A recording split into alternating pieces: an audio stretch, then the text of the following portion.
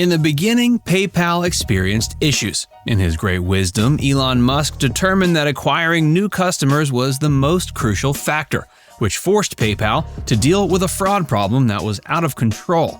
Here's a quote by the co-founder of PayPal, Peter Thiel. "We had decided to give credit cards to absolutely anybody who wanted them. You got an up to $10,000 credit limit. Elon had told the woman who was rolling the service out that he wanted 1 million people to be using the new credit card by the end of the year. Fortunately, it was about 2 levels down from the front page, and so not that many people were able to discover this. Some people did. They wrote us back and said, 'This is fantastic. I haven't had credit in years. I can't believe you're offering me credit. I haven't even had a checking account in 10 years.' These were people who wrote so many bad checks that banks wouldn't allow them to have checking accounts. It turns out we ended up with something like a 50% chargeback rate. The worst subprime companies were like 4 to 6%. Then, happily, we rolled that product back very quickly." To be clear, I've met many people in the crypto community, many of whom are passionate students of financial history. But despite the fact that there are many great books on the subject, it seems like our friends, the Winklevi, also known as Tyler and Cameron Winklevoss, and the creators of Gemini, were unaware of the early history of PayPal.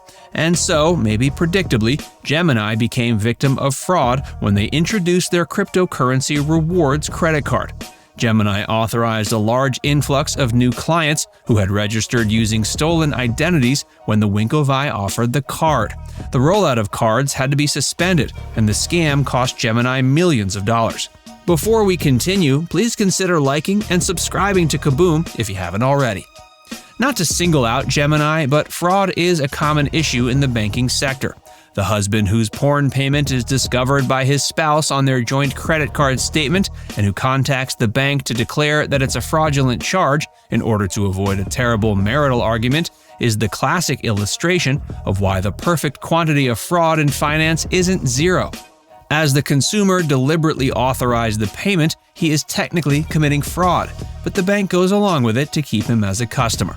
There are numerous potential causes for this friendly fraud, but payment systems are designed to accommodate some of it. But with something like cryptocurrencies, many users do so for a reason.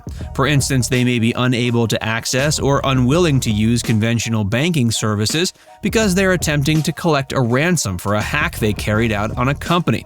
For example, drugs were the first common application for cryptocurrency. This group may be slightly more inclined than the general population to engage in questionable behavior. Just a thought. Gemini has other issues with fraud besides this one. Did you know that many financial institutions, like PayPal, would rather you provide them with your bank account number than your credit card number? ACH is outdated, but because there are fewer fees involved, it's less expensive than credit cards. Several fintechs, including crypto suppliers, favor it since it's affordable. The only issue would arise if the account information were stolen or, more importantly, if the account owner disputed the transfer.